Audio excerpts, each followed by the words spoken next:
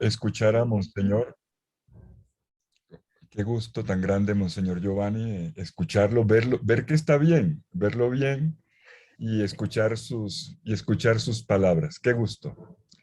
Gracias, Monseñor. Gracias por estar aquí. Realmente honra este curso su presencia. Y también usted ha jalado muchos de su diócesis también para este estudio bíblico. Gracias de corazón.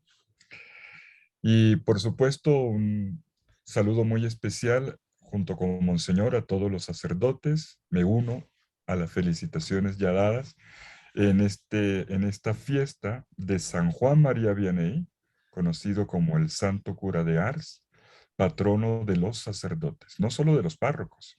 Él era el patrono de los párrocos, pero Benedicto XVI dijo de todos los sacerdotes. Entonces, en el año sacerdotal, ya hace unos 12 años, lo universalizó. Y entonces este día de hoy ha tomado una relevancia mayor que la que ya tenía.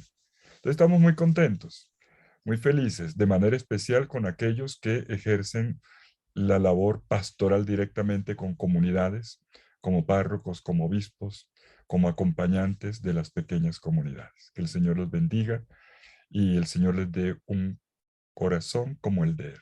Que tengamos todos, por supuesto, un corazón según Dios. Bueno, vamos a continuar nuestro estudio del Evangelio según San Marcos. Y les digo que voy a comenzar la clase de hoy con un gracias de corazón a todos ustedes por la buena noticia que acabo de recibir de que ustedes ya han leído el Evangelio de Marcos. Ese ejercicio es fundamental y debe volverse un hábito. Antes de leer cualquier bibliografía, que la hay y muy buena, bueno, hay de todo tipo, unas cosas mejores que otras, pero antes de leer cualquier otra cosa, lo primero que hay que leer es la Biblia misma. Y lo digo porque, bueno, existe ese mal hábito. Tengo que preparar la multiplicación de los panes. Qué comentario tiene por ahí, padre? No, lea usted el texto primero. Y va a ver que la palabra le habla a usted y dirá seguramente cosas mejores y maravillosas. Recordemos que la palabra de Dios no es de los biblistas, ni más faltaba, es del pueblo de Dios.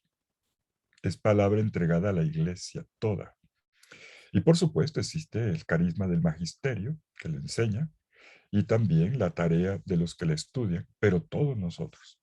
Y el punto de partida es la escucha del Señor a través del texto. Un buen hábito de todo sacerdote, ya desde el seminario, hay que cultivar eso, y de todo agente de pastoral es leer directamente el texto. Y luego, ahí sí, entonces ustedes dicen, bueno, ¿y qué hay? ¿Qué me puede ayudar a aclarar este punto o lo otro? ¿Cómo puedo ampliar mejor? Ah, entonces se te abre todo un panorama con el estudio. Entonces usted va donde Katy y entonces le dice, Katy, ¿qué tienen ahí en la librería Verbo Divino que me pueda servir? Y entonces, como ella no solamente vende libros, sino que ella es una asesora, ella le va a decir, vea, esto le sirve, esto está lo otro. Y cuando ella en el momento no puede responder, va donde el jefe, va donde el gurú, y entonces le dice, Padre Lawrence, usted es el que sabe, ilumínenos. Y entonces se resuelve la cosa. Bueno, entonces, comentario aparte, sigamos con nuestro abordaje del discipulado según San Marcos. Un tema que nos puede ayudar a todos, no solo para nuestro itinerario personal, en el camino con Jesús como discípulos y misioneros del Señor, sino también como pastores. Este curso tiene una intención no solo de estudio, bueno, quiero decir, de exegético, que lo hacemos, sino también tiene una visión pastoral. Lo que se nos presenta en el Evangelio de Marcos, de punta a punta, es un camino que nos puede ayudar a todos nosotros a encontrar las invitaciones y también las sugerencias para acompañar mejor a nuestras comunidades a la manera de Jesús, para que todos nuestros hermanos en la fe se conviertan en auténticos discípulos y misioneros del Señor. Y ya hemos visto cómo el Evangelio de Marcos deja ver en el trasfondo de la comunidad que lo leía una preocupación. En los años 70, cuando 40 años después de los acontecimientos el Evangelio se narra, delante hay una preocupación, y es la preocupación por el abandono, por la falta de perseverancia, por las comunidades que se desgranan, por las vocaciones que tiran la toalla, por el miedo a la profecía, al martirio de la sangre, pero sobre todo al martirio en la vida misma, que consiste en dar testimonio, no con las palabras que pronunciamos solamente, sino con el ejemplo. La confesión de fe que no se queda en la boca, la confesión de fe de vida.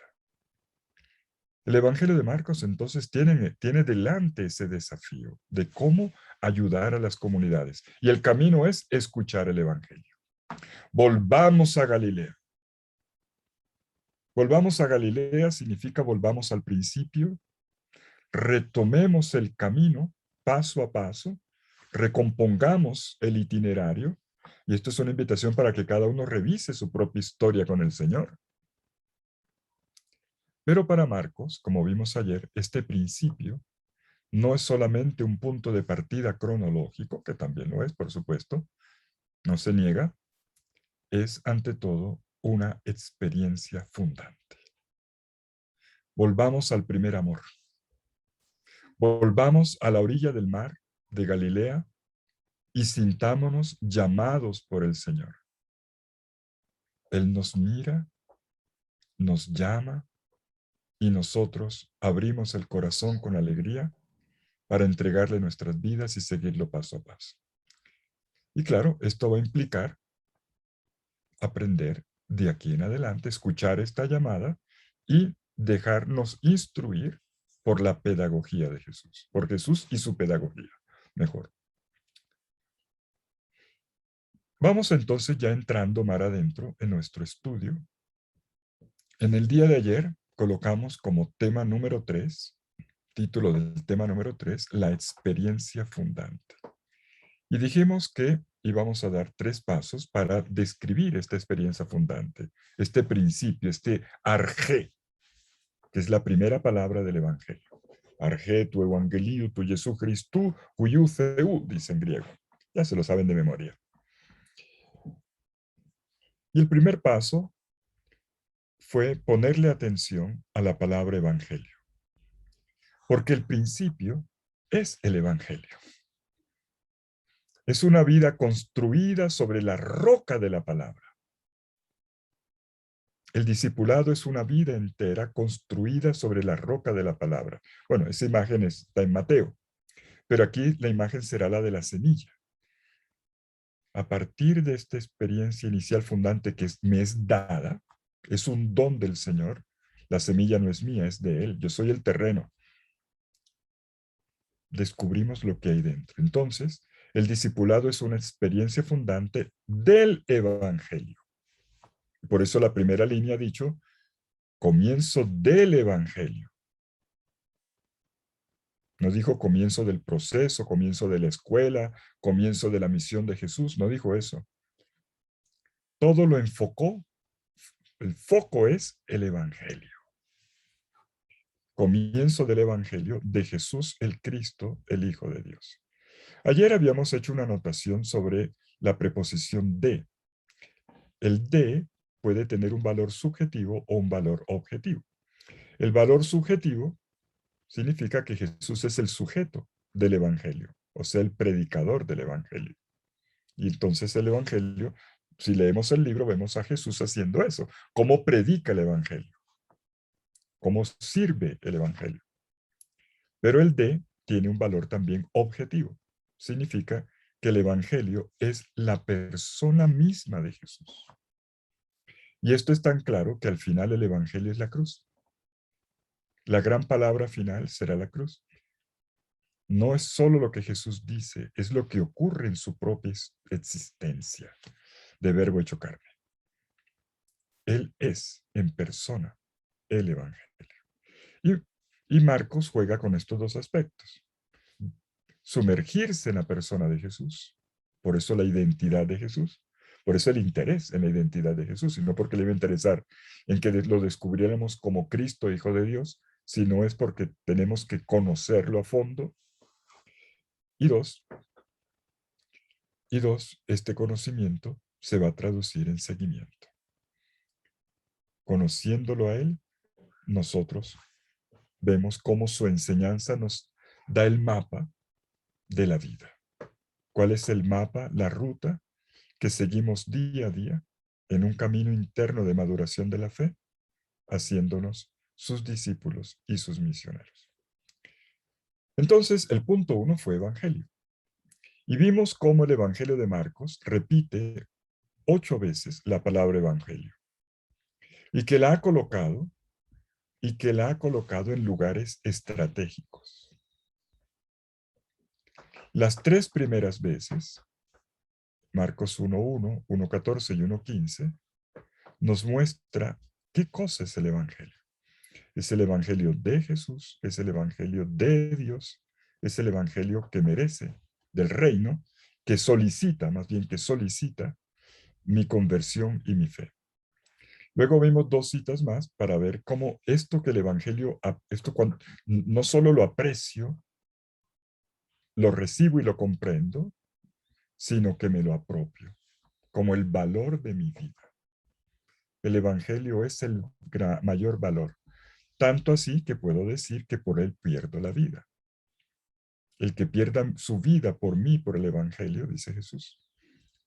Y el camino de la salvación tiene que ver con esto. La salvará su existencia. Eso lo dice Marcos 8:35 y lo repite en 8:29. Y ahora para decir no solamente el morir por el Evangelio vale más que mi propia vida, eso es fuerte, sino inclusive que todas mis relaciones más importantes y que cualquier posesión mía. Más importante que mi mamá, que mi papá, que mi esposa, que mis hijos, que mis hermanos y que mis propiedades y que mi propio yo. Luego, en un tercer paso, este evangelio, que es mi valor, yo lo comunico. El evangelio es para ser evangelizado, y perdonen la redundancia. El evangelio es para ser evangelizado, para entregarlo. Y entonces, en Marcos 13:10, dice que este tiempo de la historia, mientras llega la venida del Hijo del Hombre, es el tiempo de la misión. Evangelizar a todas las naciones. En Marcos 14:9 amplía la cosa y dice al cosmos. Y luego en 16:15, al puro final del Evangelio, en el apéndice canónico significa que es revelado, inspirado y que lo leemos tal cual como palabra de Dios, dice en 16:15, a toda criatura, a todo lo creado. Y entonces hemos visto cómo la onda expansiva ha cubierto todo. Las naciones, el mundo, todo lo creado. Todo está llamado a ser evangelizado. Pero esto comienza en el corazón del discípulo. Todo comienza en la evangelización del discípulo. Y una vez que el discípulo ha sido formado en el evangelio, ¿entienden por qué el énfasis que hemos hecho ayer? Por cómo el discípulo formado, sumergido, que está dentro del evangelio, ahora lo va a desplegar en un programa de vida personal y en una misión. En un proyecto de vida personal y en una misión. Eso es lo que Marcos nos ha acentuado con las 8 referencias. Vimos un camino. Pero viene entonces punto B. Seguimos en el tema 3. Punto siguiente, punto B.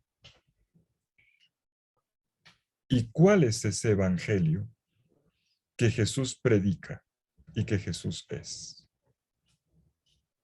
Ese evangelio en el cual el discípulo es sumergido, en el cual su vida es reconfigurada. Atención con esto.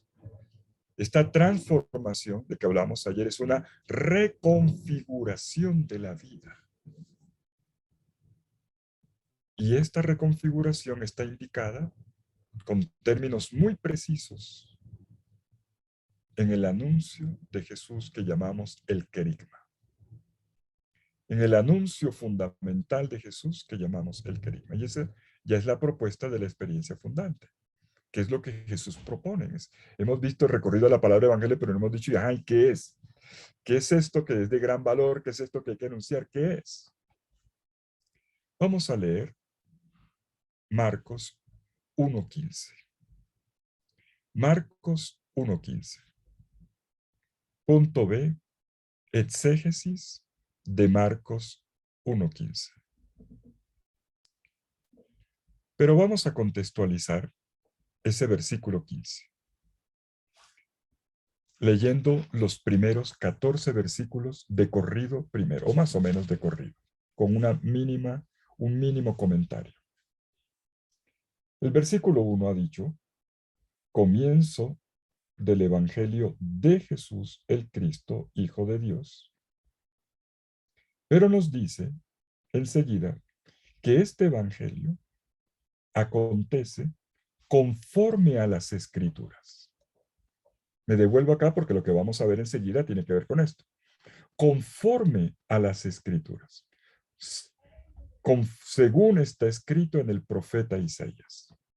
El texto griego dice, katos gegraptai ente Jesaía te profete. Katos, según, conforme a, en conformidad con las escrituras. Y aquí se refiere a la profecía. Es decir, Dios anunció este camino. Esto que Jesús va a proclamar, este evangelio, este acontecer de Dios que reestructura la vida, fue anunciado por Dios. Y Dios preparó el terreno. Y entonces, aquí nos dice en el profeta Isaías. Y es curioso porque dice el profeta Isaías, y la primera cita dice, 2 puntos, abre comillas, voy a enviar a mi mensajero delante de ti, el que ha de preparar tu camino. Y resulta que la frase, voy a enviar mi mensajero delante de ti, no es de Isaías. Es curioso. Como dice el profeta, pero lo que dice en la primera línea no es de Isaías. Es de Malaquías. Malaquías capítulo 3, versículo 1. Voy a enviar a mi mensajero delante de ti, el que ha de preparar tu camino. Además, la frase preparar el camino es un eco de un texto que está en el libro del Éxodo. Cuando Dios dijo que iba a mandar al ángel, ángel y mensajero, melech en hebreo es la misma palabra. Ángel y mensajero es lo mismo en hebreo, en la lengua hebrea. No entro aquí en la definición de un ángel con toda su constitución hasta metafísica. No, simplemente el término. Voy a enviar a mi ángel o mi mensajero delante de ti. Es una expresión que Dios pronuncia en el libro del Éxodo, dirigida al pueblo de Israel, para decirle que Dios se compromete en el camino de la liberación, que Dios en persona estará presente de la mano de Moisés, pero él mandará un mensajero, y ese mensajero no es Moisés, es Dios, es la gloria de Dios que camina y habla de un ángel del Señor. En realidad son los otros signos de la presencia, de la Shekinah de Dios. Un Dios que personalmente conduce con su, por supuesto, valiéndose de imágenes, de mediaciones, de símbolos, de expresiones. Recordemos que el Dios del Antiguo Testamento, Dios en el Antiguo Testamento más bien, antes de la encarnación de Jesús no tiene rostro. El rostro será Jesús, pero eso es en el Nuevo. Y entonces Dios desciende a acompañar a su pueblo por medio de su mensajero. La clave que nos dan con el Éxodo es el de la Pascua. Cuando el texto dice preparar tu camino, preparar tu camino, esa palabra camino ya comienza a connotar, ya comienza a connotar un camino exodal, un camino pascual. Entonces, ha dicho el profeta Isaías, y llevamos hasta ahora dos citas que no son de Isaías. La cita de Isaías es la que está en el versículo 3, es así, y que se encuentra en Isaías 43. Voz del que clama en el desierto, preparad el camino del Señor, enderezad sus sendas.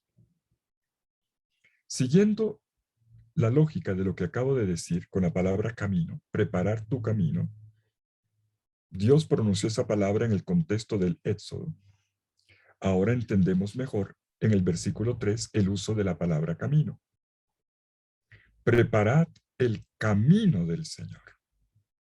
Al principio dice preparar tu camino y en clave de Éxodo. Y ahora se dice preparad el camino del Señor. Van dos veces que repite preparar camino. Y ahora dice Señor. El camino del Señor. No es el camino, cualquier camino. Es un camino de Dios, quien se revela en el trayecto como el Señor de su pueblo. Pero aquí hay un detalle interesante. En el versículo anterior ha dicho tu camino. Se trata del camino de quién. Voy a enviar a mi mensajero delante de ti, el que ha de preparar tu camino. ¿Con quién está hablando este texto? El yo que habla es Dios, claro. ¿Y quién es el tú? ¿Ese tú es Juan Bautista? ¿El Señor se lo está diciendo a Juan Bautista? ¿O el Señor se lo está diciendo al pueblo en general? ¿O el Señor se lo está diciendo a su Mesías e Hijo? Como dice el versículo 1. Lo más probable es lo tercero. Es una voz de Dios que habla con Jesús. Tu camino, Dios le dice a Jesús que le va a mandar un mensajero delante de él, delante de Jesús, que le va a preparar el camino a Jesús. Todo el evangelio es el camino. Y el discipulado es el recorrido de este camino. No se entiende el discipulado sin esta clave de lectura del camino. Pero este camino es el camino del Señor, y donde la palabra Señor es bonito porque Señor en el Antiguo Testamento es Yahvé, no puede ser otro. Yahvé es el Señor. Y ahora resulta que cuando dice el camino del Señor, habiéndole dicho tu camino, ¿quién es el Señor? En griego, Kyrios, es Jesús. Jesús es llamado Señor. Pero, puesto que el término, el título, en primer lugar se ha referido a Yahvé, podemos sacar la siguiente conclusión. El camino, todo el evangelio es un camino. Perfecto, Víctor. Esa es la cita. Ay, yo no había dicho la cita de Éxodo. Éxodo 23:20. Perfecto, magnífico. Esos son los buenos estudiantes. Perfecto. Envío mi mensajero delante de ti. Perfecto. Concluimos entonces en este análisis que acabamos de hacer que todo el evangelio debe ser entendido como el camino y como un camino pascual. Y lo voy a decir todavía más fuerte. En esto los estudiosos de Marcos coinciden. Marcos entiende que este camino de Jesús es la plenitud del Éxodo. Este camino de Jesús es la plenitud del Éxodo. Es decir, que el Éxodo del Antiguo Testamento no había acabado. no terminó con la llegada a la tierra, con la posesión de la tierra. El camino de Dios todavía está en acto, todavía está ocurriendo. Y Jesús es el que lleva a cabo este camino de forma completa. Y por eso la importancia del tema pascual al final.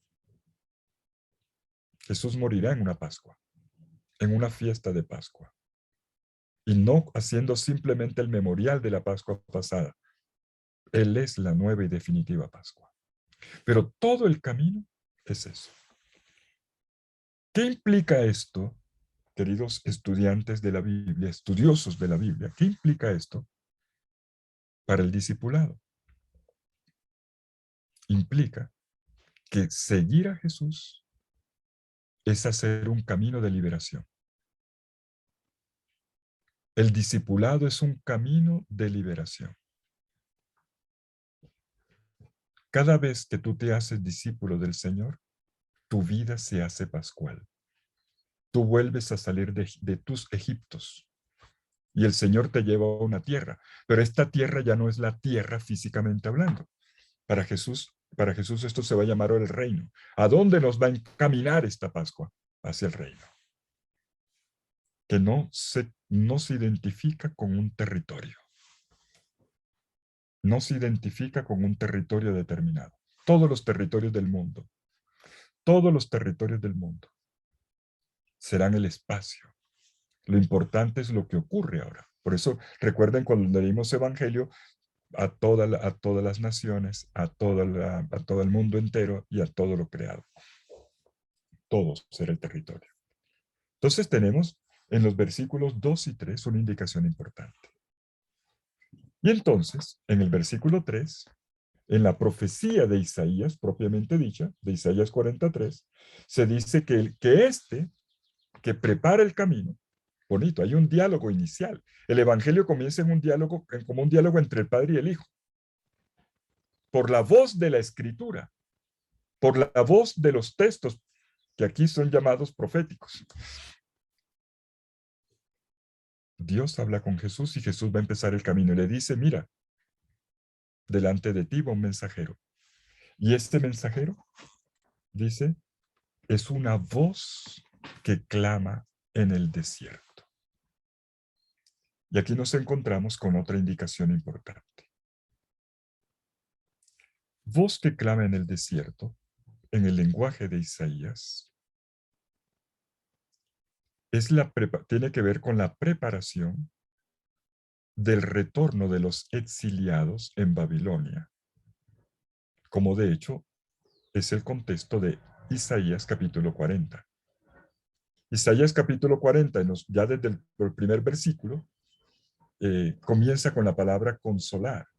Es el libro de la consolación, famoso Deutero Isaías, segundo Isaías. Consolad a mi pueblo, consolad, dice el Señor, que ya pagó por su condena. Y bueno, el Señor anuncia un retorno, lo voy a traer de nuevo.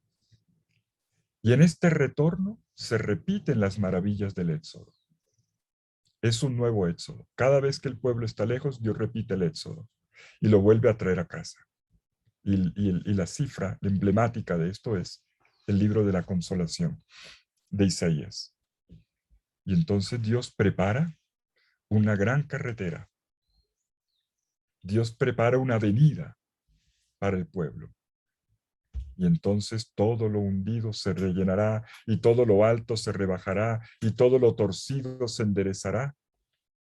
¿Se acuerdan la cita de Isaías completa que la leemos sobre todo en el Adviento? Dios va a ser un camino para su pueblo y para él, porque él viene delante del pueblo, conduciendo. Esta profecía se actualiza en Juan Bautista, se realiza con Juan Bautista. Y es lo que dice enseguida el versículo 4. Versículo 4 en griego hay que leerlo más como aconteció Juan Bautista. No es apareció una aparición. No. Aconteció, ocurrió el ministerio de Juan. ¿Cómo preparó Juan este terreno? dice el texto, apareció Juan bautizando en el desierto, proclamando un bautismo de conversión para perdón de los pecados. Acudía el gente de toda la región de Judea y todos los de Jerusalén, y eran bautizados por él en el río Jordán, tras confesar sus pecados. Atención, atención. Aquí hay una ambientación en el desierto. La profecía había anunciado en el desierto. Voz que clama en el desierto. Y ya llegamos al momento mismo cuando el evangelio comienza a ocurrir. Acabo de leer Marcos 1, 4, 5. Estoy leyendo el capítulo 1 de Marcos. Marcos 1, 4, 5. Y enseguida dice que Juan aparece precisamente en el desierto. ¿Por qué aparece en el desierto? Porque así dice la profecía. ¿Y por qué ya desde la profecía se había dicho el desierto? Porque el desierto está en el camino para llegar a la tierra. Pero hay una razón teológica. Hay una razón teológica. El pueblo de Dios se configuró como tal en la alianza en el Sinaí y en el caminar por el desierto. Volver al desierto es volver a lo fundante. Volvemos a la misma idea. Repetimos la idea. Que el pueblo vuelva al desierto es volver al primer amor. Como dice Jeremías, capítulo 2, versículos 2 y 3. Me acuerdo de tu cariño de juventud, tu cariño juvenil, tu cariño de antes, cuando transitabas por el desierto. ¿Cuánto te amé? O como dice Oseas 11:1, de Egipto llamé a mi hijo y lo conduje y lo traje con lazos de amor. O como dice Oseas 2:16, me la llevaré al desierto y le hablaré al corazón. El desierto es el lugar del origen, de los orígenes del pueblo. La creación, además, según el segundo relato de Génesis, hay dos relatos de creación. El primero, la creación en 7 días, capítulo 1 y capítulo 2 desde el 4. Segundo relato de la creación. El segundo ocurre en un desierto. La tierra no estaba sembrada, labrada. Era una tierra desértica. Y Dios comenzó con este Adán hecho de la tierra desértica. Y le insufló la ruaj, vida, soplo de vida. Volver al desierto es volver a lo originante, volver a lo creacional. Y les doy un detalle para los que caminan en vida vocacional, o sea, todos, porque también los laicos. En la Biblia, cada vez que un personaje, un servidor de Dios, entra en crisis, por alguna razón, lo persiguen, sale con una pelea, se desanima. ¿Para dónde va? ¿Cómo resuelve? Va al desierto. Por ejemplo, el profeta Elías, primer libro de los Reyes, capítulo 18, después de haber sacrificado en el capítulo anterior a los 450 profetas de Baal en el Monte Carmelo para demostrar que Dios es Dios y no los ídolos que promovía la esposa del rey, la señora Jezabel, la reina, que había importado dioses, ídolos, y el profeta se llena de celo por Dios, dice, no, el Dios viviente.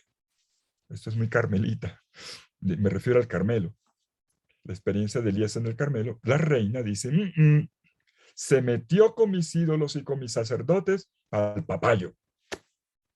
Capítulo 19, y al profeta cuando le llega la noticia de que la reina dijo la frase, que me pase esto, lo otro, si este profeta mañana no está con sus antepasados. O sea, lo mato. Esta señora era terrible, ¿eh? Doña Jezabel era tremenda, tremenda señora. Lo mato, lo mato. Y al profeta le entró, ¿cómo se dice? Bueno, miedo. Le entró miedo y ¡pum! Patitas, ¿para qué te tengo? Salió corriendo. ¿Para dónde? Para el desierto. En dirección del monte Oreb, que en la tradición bíblica se alterna el nombre con Sinaí. En la práctica es el mismo, en la práctica. Por cierto, nadie sabe exactamente dónde queda. Cuando uno va, he estado no sé cuántas veces en esa montaña que le llaman Jebel Musa, en el Sinaí, tú subes y después dicen, ¿será este realmente? Pero bueno, eso no es el tema. Se va para el Sinaí o el monte Horeb y allí el profeta va a renovar su vocación. En el camino el profeta desfallece, en la fuga, y el Señor le salva la vida, le manda un ángel que lo alimente y con la fuerza de este alimento camina 40 días hasta que llega a su objetivo, que es volver al punto de partida, donde el pueblo selló la alianza. Y allí el Señor renovó su vocación. El Señor no estaba en el fuego, no estaba en la tempestad, no estaba en el temblor de tierra, estaba en el col de Mamadaká, como se dice en hebreo, en la voz que habla en el silencio. Las traducciones dicen en la voz del silencio sutil. Y después de eso, el profeta comienza el momento más glorioso de su vida, no fue lo del Carmelo, fue lo que viene después. E incluso elige al profeta Eliseo como su sucesor. Es para decirles que el desierto, esta cifra simbólica del desierto es muy importante. Volver al desierto es volver a la experiencia fundante. Y por eso Marcos comienza ahí. Es más, los versículos 4 y 5 dice, mire lo que dice, que el profeta Juan Bautista no predicaba en la ciudad. Es la ciudad la que tiene que venir a buscarlo. ¿Dónde? Al desierto. Es decir, hay un movimiento de la ciudad al desierto. Ya la sola ida tiene una dimensión teológica. Salir de la ciudad y volver al desierto es volver al origen. Y se entiende que junto al Jordán, porque Juan Bautista, pues, precisamente él valida el acto de conversión, de arrepentimiento, para abrir el corazón a Dios, con un gesto bautismal y necesita agua. Y cualquier agua no sirve. Agua de pozo no sirve, tiene que ser agua corriente. Y por eso el río. Vuelve al sitio por donde el pueblo entró a la tierra. Río Jordán. Pero en un contexto desértico. Todavía hoy es desierto. Cuando tú vas, por cierto, el río Jordán, en esa parte final, bueno, no sabemos exactamente cuál era el lugar del bautismo, si era más arriba, como dicen algunos hermanos evangélicos que tienen el sitio ya muy pegadito del lago de Tiberíades, que yo no creo que sea. ¿Dónde era exactamente? Probablemente más cerca del Mar Muerto, cerca de Qumran, por cierto, muy cerca de este asentamiento esenio de Kirbet Qumran. Allí se puede ver el contraste entre el agua y el desierto, y allí se renace. Y el río Jordán, en ese pedazo, ya está tan delgadito. Uno se imagina que el río Jordán es tremendo río, qué sé yo, como esos ríos, ese río que desemboca allá en Guayaquil, tremendo río, es casi un océano. No, no, no, no, no. Es un río chiquito, chiquito. Mejor dicho, un meadito de vaca es más grueso. Eso es nada, una cosita de nada. Y allí el profeta bautiza al pueblo y en un momento, va a aparecer en escena Jesús. Pero miren todavía lo que dice. Juan es presentado así, llevaba un vestido de piel de camello y se alimentaba de langostas y miel silvestre.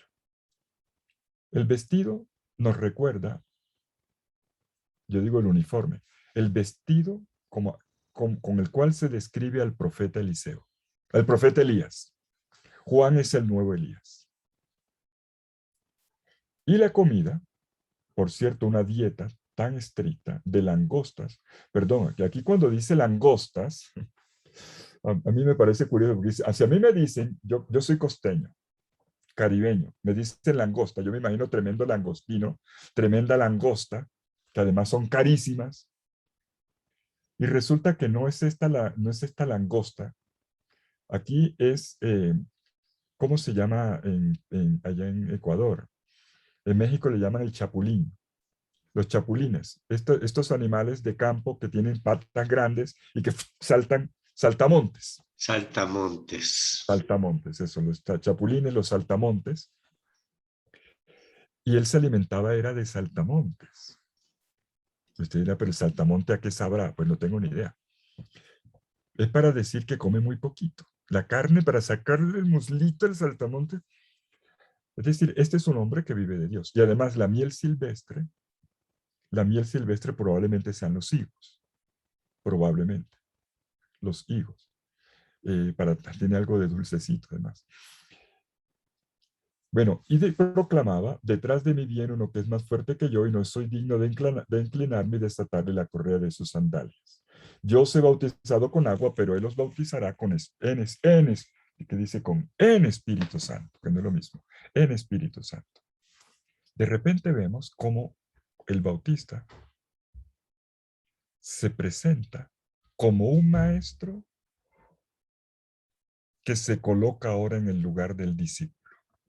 Por eso estoy leyendo este texto, porque Marcos avisa lo que va a pasar. Y lo deja entender en las palabras que además están en todos los evangelios, o en casi todos, no me acuerdo si en Juan, creo que en Juan no. En los sinópticos está de, él es el más fuerte que yo, no soy digno de desatarle la correa de sus sandalias, pero la frase interesante aquí es, él, detrás de mí viene uno que es más fuerte que yo. Si Juan Bautista, escuchan esto, si Juan Bautista dice detrás de mí viene, no se entiende solamente como las etapas, primero es el prodromos, el precursor, y después viene el Mesías, como una indicación de las etapas en un orden cronológico. La expresión detrás de mí es la misma que aparece enseguida en el capítulo 1, versículo 17. Vengan detrás de mí, le dice Jesús a los discípulos. Es la misma expresión que le va a decir a Leví en el capítulo 2, cuando lo llama, ven detrás de mí, que las traducciones dicen, sígueme. Es la misma expresión que Jesús le dice a Pedro en el capítulo 8, versículos 32 y 33, cuando le dice, ponte detrás de mí, Satanás. Es la misma que repite en 8:35, cuando dice, el que quiera venir detrás de mí, o sea, ser mi discípulo. La expresión tiene una connotación discipular. El que viene detrás de mí, los estudiosos del Jesús histórico se han basado en esto para plantear la pregunta. Infelizmente no hay una respuesta contundente, es decir, no podemos decir sí o no con certeza, pero los estudiosos del Jesús histórico, basados en esto, dicen, es probable que Jesús haya sido de la escuela de Juan. Y ahora de repente se da un cambio.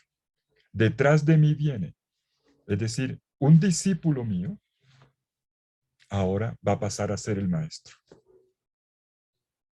Esto es simplemente una anotación. En sus cuadernos pongan, esto es una hipótesis. Esto es una hipótesis. La van a encontrar explicada en El judío marginal de John Mayer. La van a encontrar en el libro sobre el Jesús histórico, sobre la vida de Jesús. Por cierto, el mejor estudio que yo he visto, después del de John Mayer, el de Jesús judío marginal, es el de Armando Puig y Tarrich, este catalán. Ha escrito una biografía ya hace más de una década, una aproximación al Jesús histórico fue excepcional. Como en ese tiempo se publicó otro, el de Pagola, tuvo más relevancia el de Pagola, que además es por su amplitud, y además que Pagola es un gran pastor, entonces mezcló los estudios con lo pastoral, entonces sabe más y tuvo más divulgación el de Pagola, que es bueno también. Pero el de Armando Puig y Tarrés lo aborda muy bien, este punto. ¿Era Jesús un discípulo de Juan, que luego se volvió maestro? Es probable, pero no podemos decir, la historia se hace con documentos. La historia se hace con documentos, no con imaginación. Entonces, o con simples conjeturas. Entonces, mientras no tengamos una prueba total, pues simplemente es una hipótesis. Pero llama la atención, ¿eh? Llama la atención. Detrás de mí viene uno que es más fuerte que yo. Jesús había pasado también él, probablemente, siempre hay que decir probablemente, no esto es, no, probablemente, él mismo había pasado por una experiencia discipular en el grupo de Juan, en el movimiento de Juan. Pero Juan se va a hacer de lado y entonces, como lo interpreta, estamos leyendo ese el Evangelio, lo interpreta el Evangelio, esta es la preparación del Mesías. Y lo que le distingue al Mesías, Jesús, es que él bautiza en Espíritu Santo. ¿Cuál es la diferencia entre bautismo de agua? Dice, yo bautizo con agua, pero el de él es más importante porque él bautiza en Espíritu Santo. El bautismo en agua, de parte de Juan, lo que hace es validar la actitud de conversión, es decir, que la persona realmente está arrepentida y que cumple todas las condiciones para recibir el perdón. Como dice el versículo 5, mírenlo ahí, perdón, versículo 4, un bautismo de conversión, el de Juan, para perdón de los pecados. La conversión que te abre, te dispone para recibir el perdón. Pero Juan no da el perdón. El único que perdona es Dios. El único. Estamos hablando de perdón de los pecados, de sanación completa. Estamos hablando aquí de perdonarnos entre nosotros nuestras faltas. El perdón de que estamos hablando aquí de los pecados solo lo puede dar Dios. Tanto así que en el capítulo 2, cuando Jesús va a sanar el paralítico, el que le bajaron por el techo, se va a armar la discusión. Cuando Jesús dice, tus pecados están perdonados, enseguida pegan el salto en la silla los fariseos y los maestros. ¿Cómo así? Atrevido. Solo Dios puede perdonar pecados. Y le dicen a Jesús. Y Jesús dice precisamente por eso. Precisamente. Que es más fácil decirle a este hombre, toma la camilla y echa a andar o perdona los pecados. A ver, señores. Entonces, Juan Bautista dice, lo que está diciendo, yo valido, pero yo no puedo perdonar. Yo los dejo, miren, yo los dejo a puertas, a la puerta de ese perdón. Pero viene el Mesías. Él los bautizará, no con agua, que valida, simplemente que valida la actitud penitencial. Él les da el perdón. Otro detalle fundamental es que estamos mirando esto porque no se entiende el versículo 15, porque Marcos es muy ordenado y ya nos viene dando pistas, teclas, una detrás de otra. Y miren la que aparece, nos ha hablado de un camino, nos ha hablado de un desierto, de un camino pascual. Y ahora nos dice que este Mesías, que será el maestro de aquí en adelante, este discípulo que se hace maestro, definitivamente, y que es mucho más que un maestro, él es el Cristo y el Señor, es precisamente el que tiene un don que Juan Bautista, el profeta, no puede dar. El Bautista solo le puede preparar el terreno del perdón, pero el perdón es obra de Dios en la persona de su Mesías y de su Hijo. Y esto es lo que significa la expresión bautismo en el Espíritu. Bautizar en Espíritu, la palabra bautismo en griego significa inmersión. Eso significa. Bautismo es una palabra griega, tal cual, es una palabra griega. Bautismo en griego significa inmersión, como una papa dentro de una olla que absorbe lo que tiene. Es una inmersión, una compenetración, una absorción. ¿De qué? Te compenetra el Espíritu de Dios. Dios en cuanto a espíritu. Ya podemos aquí ver cómo se está ya dando los toquecitos para lo que será la teología de la Trinidad. Aquí ya comienza la revelación de la Trinidad. Si bien aquí en principio se está diciendo es el Espíritu de Dios. Y él bautiza espíritu, en ese espíritu de Dios, te sumerge en Dios. Si el pecado es la ruptura con Dios, vamos a decirlo de forma esquemática, simple, si el pecado es la ruptura de la relación con Dios, la inmersión es la comunión con Dios. Ese es el perdón. El perdón no es simplemente, no es una disculpa, el perdón no es, el perdón es una rehechura de mi materia pecaminosa, de mi materia de pecador, en la fuerza creadora del Espíritu. Es una inmersión, y por eso el bautismo. El bautismo es esto, el bautismo que da Jesús. Y esto tiene que ver con la buena nueva de Dios que predica enseguida. Enseguida Jesús lo va a decir. El tiempo se ha cumplido, el reino de Dios está cerca, conviértanse y crean en la buena nueva. Y en el versículo 14 ha dicho que predicaba la buena nueva de Dios. Es decir, que hay una inmersión en Dios. El discipulado, de nuevo, vamos decantando nuestra reconstrucción y nuestra teología del discipulado en Marcos. El discipulado es una experiencia bautismal. Pascual dije hace un rato, y ahora digo bautismal. Por obra de Jesús. Y entendiendo aquí el bautismo, no estoy hablando aquí, en este momento, simplemente del sacramento como lo entendemos, en el septenario sacramental como lo tenemos nosotros, que efectivamente esta es la raíz, este es el fundamento. Claro, este es el fundamento. Pero no podemos esperar aquí ver ya el sacramento tal cual y después le ponen el pañito a los discípulos y le ponen el óleo. No, no, no, no, no. Aquí tenemos el sentido más importante, la experiencia fundante. Se trata de una inmersión. Jesús te sumerge. ¿En qué? En la obra creadora de Dios por la fuerza del Espíritu, que rehace tu vida. Esta transformación, esta reconfiguración de tu existencia, es la obra de Jesús por su Espíritu, por el Espíritu. Seguir a Jesús es vivir a cabalidad el bautismo.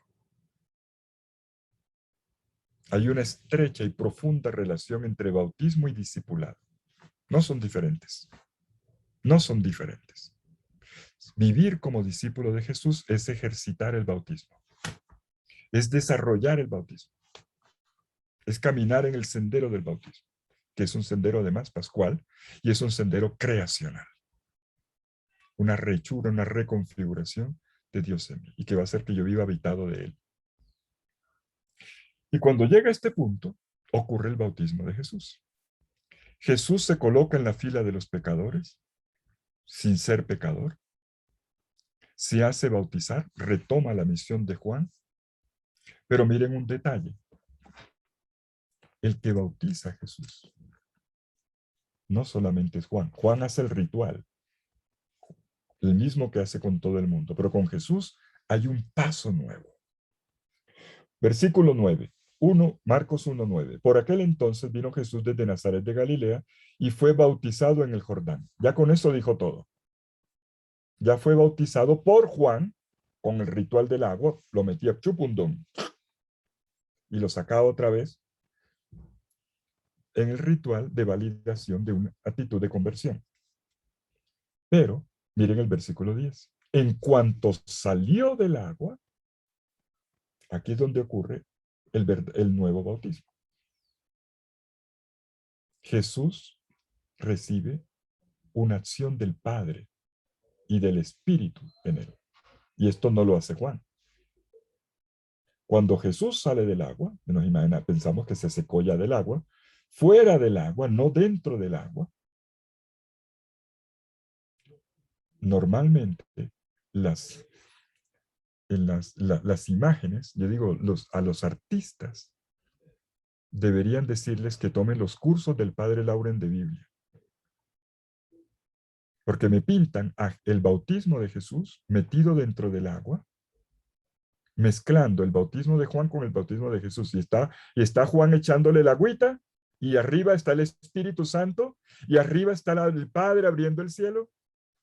El Evangelio diferenció. El Evangelio separó. Primero fue el bautismo de Juan, una línea, y luego, versículo 10 y 11, el acontecimiento fuera del lago, independientemente de Juan. Independientemente de Juan. Es Dios el que se manifiesta. El mismo Dios que ya le estaba hablando a Jesús en los versículos 2 y 3, en los versículos 2 y 3, que le había dicho tu camino, es el mismo que le va a decir, tú eres mi hijo. En cuanto salió del agua, vio, ¿quién fue el que vio? Jesús. Vio que es una experiencia de Jesús. Esta es la experiencia personal de él. Que los demás vieron o no vieron, esa es otra cosa. Por ejemplo, en el Evangelio de Juan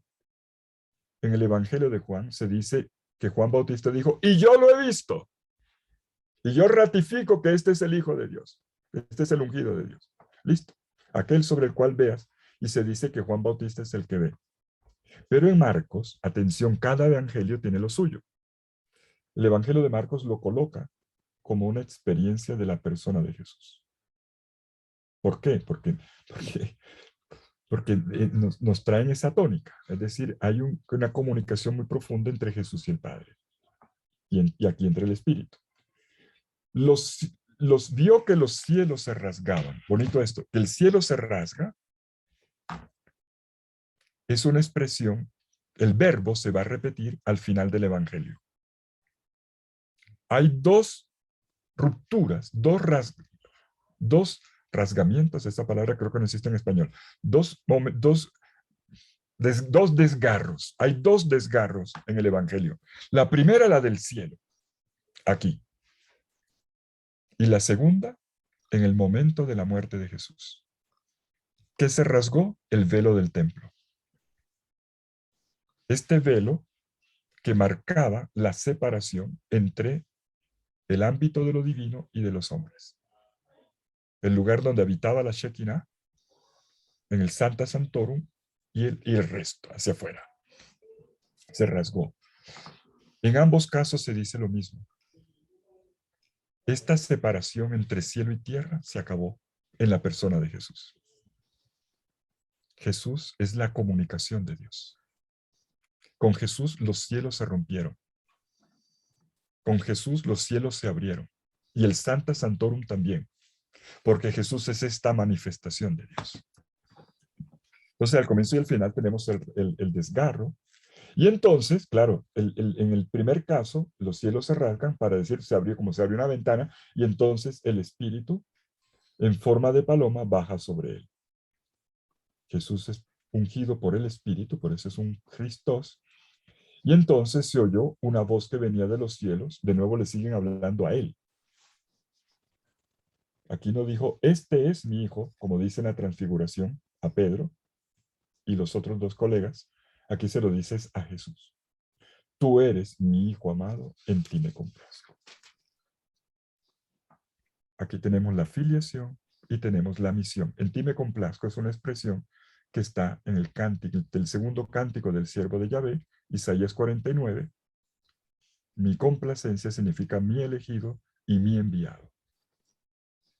Luego, versículos 12 y 13, este mismo espíritu empuja, el espíritu impulsa a Jesús al desierto, de nuevo lo fundante. Y en lo fundante no solamente está la presencia de Dios, está la victoria de Dios. Fundante también es la victoria de Dios sobre el mal. Y por eso Jesús aparece aquí como el vencedor del tentador, como entre los animales del campo. Si tienen una Biblia, si tienen la Biblia de ustedes, donde dice animales, póngale bestias. Therion, se dice en griego. Therion. No es simplemente los animalitos, son los animales salvajes, o sea, bestias. Para indicar fieras. Está bien, fieras me parece bien, María Fernanda. Alcancé a leer. Las fieras, es decir, los animales depredadores, dañinos, es lo dañino. Lo dañino. simbolizado simbolizado de esta manera. Aquellos que viven para vivir de otros, y aquí no, la cosa va a cambiar. Estaba entre los animales del campo y los ángeles le servían. Aquí aparece su gran dignidad. Versículo 14. Ahora Jesús regresa, llegamos a Galilea, por fin. Venimos del Jordán, del desierto, experiencia fundante, lugar de los orígenes, volver al comienzo, y entonces comienza la misión de Jesús. Ya Juan Bautista le preparó el camino, lo presentó, lo bautizó en el Jordán, pero el Padre se manifestó y Jesús vivió la experiencia fundante también, él mismo, en primera persona, en el desierto, venciendo a Satanás. Este es el gran programa. Si el bautismo, si la inmersión en Jesús, en Dios, en el Espíritu, por el Espíritu de Dios que Jesús hace en mí, no vence en mí el mal, entonces, ¿yo qué estoy haciendo? La vida discipular implica un reordenamiento de la vida, un perdón de los pecados, una transformación interna que tiene como piso la victoria sobre el mal que yo experimento. Y todo esto es lo que Jesús ahora Jesús lo va a proclamar por todos lados en Galilea. Versículo 14. Después que Juan fue entregado, sacan a Juan Bautista ya del escenario. Chao, Juan Bautista, hasta luego. Pero está la palabra entrega. El término entregar en el Evangelio tiene una connotación fuerte. Es la misma palabra que se dirá de Jesús, la entrega a la muerte, la entrega por nosotros. Juan Bautista fue entregado, se dice un destino, ya se anuncia el martirio. Se narra en el capítulo 6, pero aquí ya se anuncia. Después que Juan fue entregado, se entiende encarcelado, y de pronto ya está muerto, no sabemos. Solo en el capítulo 6 se nos da el dato. Ahora queda solo Jesús en el escenario. Solo Jesús en el escenario. Marchó Jesús a Galilea. Miren el primer verbo de Jesús misionero. El primer verbo de Jesús misionero. Marchó. Ergetai, se puso en camino.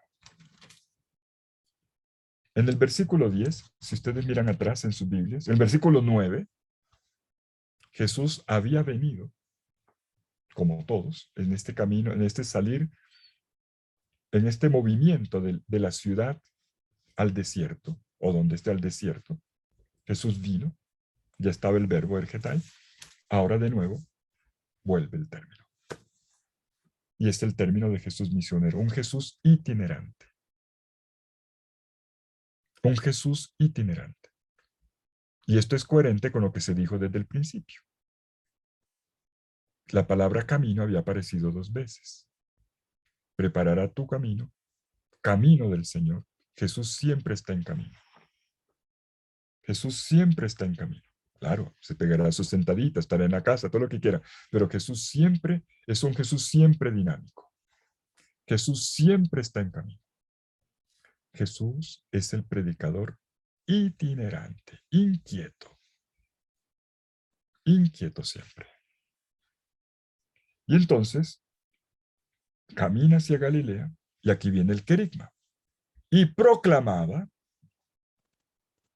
querizo, se dice en griego, proclamar, predicar, querizo, y el contenido se le llama querigma, pero aquí no aparece la palabra querigma, sino proclamaba, solo el verbo, que proclamaba la buena nueva, evangelio, ya lo explicamos, con el complemento aquí de Dios. Acuérdense que el de puede ser subjetivo o puede ser objetivo. En este caso, la opción es clara, es objetivo. Se trata de la buena nueva acerca de Dios. El contenido de la predicación de Jesús es el actuar de Dios. Y ahora entendemos mejor de qué actuar de Dios se trata.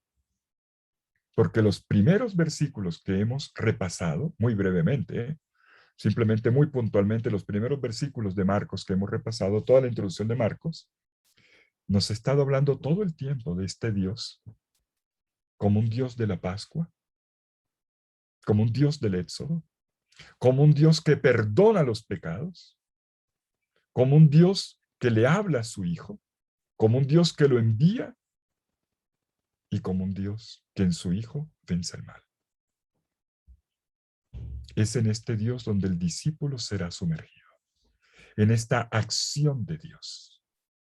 Jesús es el narrador de la obra, del actuar de Dios en los tiempos definitivos, del gran actuar de Dios en la plenitud de los tiempos. Veamos ahora el texto, ¿cómo se dice esto? Versículo 15. Y predicaba, anunciaba la buena nueva de Dios, versículo 15. El tiempo se ha cumplido, el reino de Dios está cerca, conviértanse y crean en la buena nueva. El texto griego, creo, si me permiten, en esta ocasión voy a seguir de cerca, al pie de la letra, el texto griego, porque esta frase que yo enmarcaría con tinta de oro, porque es el gran programa del Evangelio y el gran programa del discipulado, como es tan cortito, generalmente lo pasamos rápido. No, pero esa frase es, un programa es un programa, tienes que entenderlo, tienes que digerirlo, porque todo lo demás es el desarrollo de esto. Como les dije, es un acordeón. Esta frase se expande en todo el Evangelio.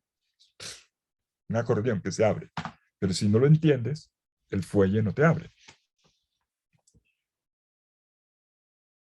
Dice Jesús, ho kairos, peplerotai, he basileia tuteu, engiken, metanoiete, kai pisteuete, en to evangelio. A ver, lo estoy citando en griego. Ustedes saben griego, no se preocupen, yo soy de... Pero es porque quiero ser preciso con esto. Cada palabra es aquí cada palabra tiene una connotación importante y espero que desde el día de aquí en adelante, hasta el día en que mi Diosito los llame al cielo, nunca olviden esto. El gran programa del discipulado es este, luego se completará con lo de la cruz. Es esto. El tiempo se ha cumplido, el reino de Dios está cerca, conviértanse y crean en la buena nueva. Yo les quiero pedir el favor, hágame este favorcito. Es más interesante que si yo les pongo aquí una diapositiva. Escriban la frase en el cuaderno. Por favor, coja un papel y escríbala. Pero escríbala de esta manera. Primera línea, en primera línea, el tiempo se ha cumplido. Coloque una barrita. El reino de Dios está cerca. Primera línea. Segunda línea, conviértanse, barrita, para separar, un separador, y crean en la buena nueva. En la buena nueva, aquí es no solamente creer, conviértanse en la buena nueva, crean en la buena nueva. La buena nueva se refiere a los dos verbos. Dos líneas, repito. Primera, el tiempo se ha cumplido, barra, el reino de Dios está cerca. Segunda línea, conviértanse, barrita, y crean en la buena nueva. Atención. En ese mismo cuaderno, colóquele a la primera línea 1 y una bolita, 1, y a la segunda línea 2. ¿Por qué les pongo a hacer este ejercicio? Porque quiero que nunca olviden que el querigma, el anuncio fundamental de Jesús, tiene una estructura. Tiene una estructura. El anuncio de Jesús, la predicación fundamental. El querigma tiene una estructura. Y la estructura tiene dos partes. El querigma, no lo olviden nunca, sobre todo los que son predicadores o catequistas o formadores, el querigma siempre, siempre, siempre tiene dos partes. Si tú quieres aprender a predicar como Jesús, tienes que saber esto. El querigma tiene dos partes. Aquí y en todos los textos de querigma. Sea el querigma de Jesús o sea el querigma como lo predica la iglesia, que tiene una variante. Igual tiene dos partes. ¿Cuál es la primera parte? La primera parte tiene como sujeto a Dios. Cuando dice el tiempo se ha cumplido, ¿quién es el que cumple el tiempo? Aquí está Tácito, el sujeto. Pero resulta que esto es un verbo en pasivo y en la lectura, en los estudios bíblicos sabemos que cuando un verbo aparece en pasivo en un contexto religioso y no se dice el sujeto es Dios. ¿Por qué? Porque el pueblo hebreo evitaba pronunciar el nombre de Dios. Y entonces o decía otro nombre, por ejemplo el Eterno, el Altísimo, el Todopoderoso, para no decir el nombre de Dios, hacía un circunloquio, o lo decía en pasivo, con el sujeto tácito. Pero el auditorio sabía que se estaba hablando del Dios, el innombrable. El sujeto del acercar el tiempo, de darle plenitud al tiempo es Dios. ¿Y quién acerca el reino? De nuevo, no dice quién es el sujeto, se entiende Dios. Primera línea, colóquenle al lado del uno, o encimita, colóquenle Dios. La primera parte es pura obra de Dios. Es pura gracia. No depende del ser humano. No lo logramos nosotros con nuestro esfuerzo ni con nuestras mejores estrategias. Es dejar a Dios obrar. Es una obra de Dios. ¿Y cómo? Bueno, eso es lo primero. La segunda línea tiene como sujeto ¿quién? Cuando dice conviértanse y crean, ¿quién es el que se tiene que convertir y creer? Pues yo, no es Dios. Conviértanse y crean.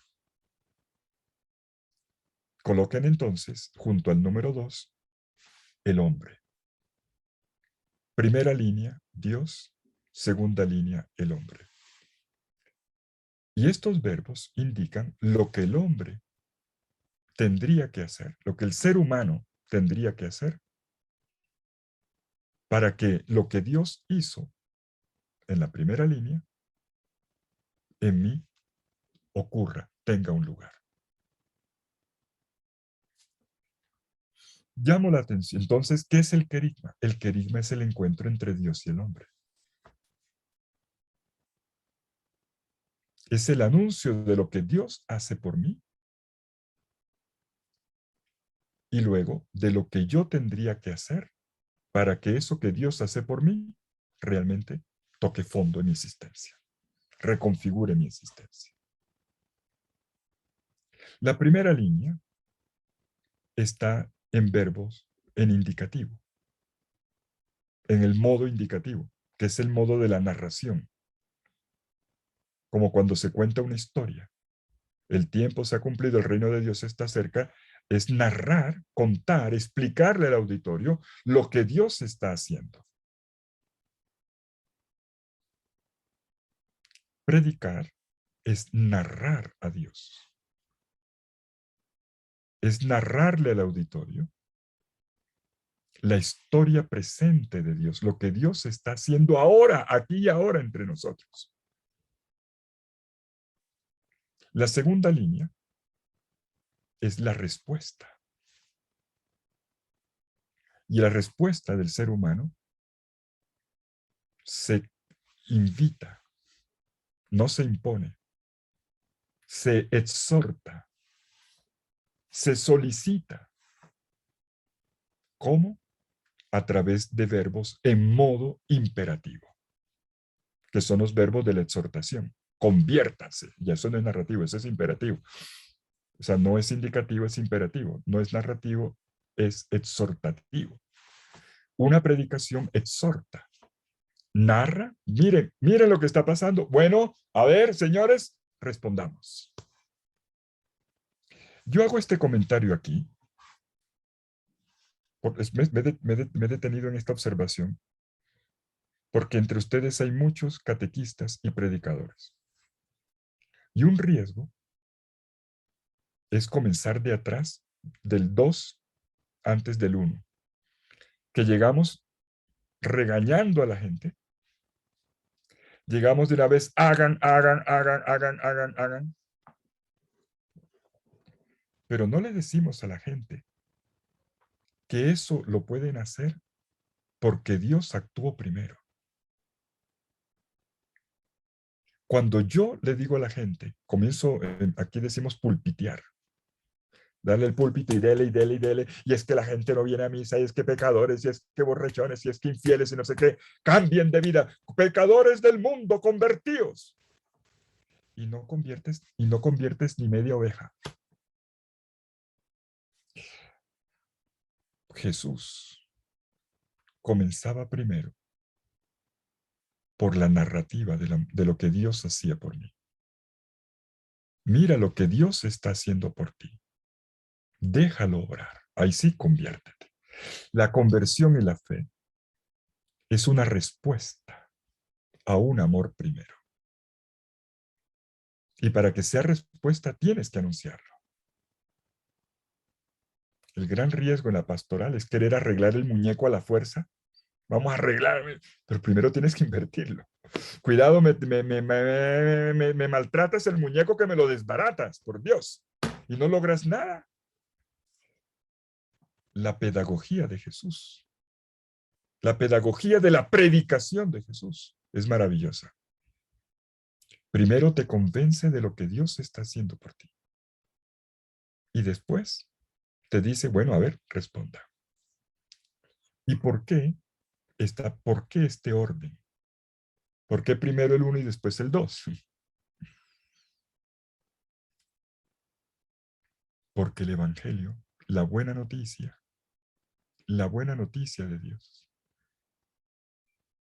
es que es Él el que me santifica. Es que allí donde yo no puedo, Él puede. Para Dios no hay nada imposible, se va a decir 2 veces en este Evangelio y 5 veces más de forma indirecta. Para Dios, Dios todo lo puede. Dios todo lo puede. Ahora, lo puede Él. Pero resulta que para que Dios obre en mí, Dios pide mi respuesta en libertad. A ver si me hago entender. Aquí está el tema de la libertad. La evangelización es, desde este punto del Evangelio, y lo será siempre, una interpelación de la libertad. Y la educación que Jesús ofrece a sus discípulos y a las multitudes es siempre una invitación, es siempre una exhortación de la libertad. ¿Por qué? Porque Dios es coherente. Dios es coherente. Dios no me creó robots que le tocan una tecla y ya comienza a hacer todo lo que está programado. Nosotros no somos robots. Dios no nos creó robots. Dios nos creó personas. Es más, Génesis 1, 26 y 27 nos creó a su imagen y semejanza. A su semejanza y semejanza indica ya un tú. Yo soy un tú frente a Dios, no una cosa que se puede manejar y a la fuerza real. No, no se puede, porque Él me creó como un tú, a su imagen y semejanza. Y por lo tanto, esto indica su imagen y semejanza en la libertad. Y Dios respeta mi libertad. Ese es el gran drama de la Biblia. Ese es el gran drama de la historia de la salvación. La libertad. La libertad es nuestra grandeza y nuestra desgracia. La libertad es nuestra grandeza, es nuestro mayor don y al mismo tiempo la causa de nuestras desgracias. Porque no aprendemos a vivir en la libertad. O no terminamos de aprender. Porque abusamos de la libertad. Porque no entendemos a veces ni siquiera qué cosa es la libertad. ¿Me entienden por qué este evangelio comenzó desde el principio con el tema del camino y un camino pascual, que es un camino de liberación? Es fundamental. Porque además para poder vivir en libertad yo necesito liberación. Pero aquí el punto es, Dios interpela mi libertad. Jesús interpela mi libertad, como siempre lo ha hecho. ¿Por qué? Como lo voy a decir en síntesis con una frase de San Agustín. El Dios que te creó sin ti, no te salvará sin ti. El Dios que te creó sin ti, no te salvará sin ti. Para crearte, Dios no te pidió permiso. No tenía cómo además. Pero para salvarte, te pide permiso. Dios es caballero. Te toca la puerta. Tum, tum, tum, tum. Estoy a la puerta y llamo. Respóndeme. Y te lo dice a veces con mensajes de la vida. A veces te regaña. A veces bueno, casi siempre te mira con amor. A veces llora por ti. Te lo dice de mil formas. Respóndeme. Dios seduce el corazón del hombre, no le impone. Porque esta es una relación de amor. Y el amor solo se logra por seducción, nunca por imposición. Esa es la desgracia de las relaciones de pareja mal llevadas o de amistad. Tú nunca puedes obligar. No debes obligar, más bien. El amor se seduce, no sé, es que usted es mi mujer, y dile y agárralo por las mechas. Inclusive, que a mí me da vergüenza decirlo, yo no quiero escandalizar a nadie, no quiero escandalizar a este digno auditorio, este auditorio de nivel tan alto, no los quiero escandalizar, no los quiero sacar de la inocencia, pero en el mundo de hoy hay crímenes pasionales por eso. Yo espero que en Ecuador nunca llegue a ocurrir, que en Ecuador nunca llegue a ocurrir esto de que un marido mató a la mujer, ni que Dios lo quiera. Cuando eso pasa, es porque no he entendido qué cosa es amar. El amor no se impone, se seduce. Es que no es como yo quiero. O ya no, esto no funcionó y si no es conmigo, no es con nadie. Anda, niño, no has entendido nada, nada, nada, nada. Troglodita, respete. Para darle un puño donde la mamita le puso el tetero, no friegue, para que respete. Miren, la libertad es el gran drama. Y esto es lo que está en juego en el querigma, en la predicación. La primera parte es la seducción. Mira lo que yo hago por ti. Respóndeme. Respóndeme. ¿Y qué pasa? Tú puedes responder o puedes no responder. Va a pasar con la vocación. ¿El joven rico respondió? No. No. ¿En la predicación de Jesús todo el mundo creyó? No. No. No todo el mundo creyó. Y todavía hoy todo el mundo, por muy bueno, no todo el mundo.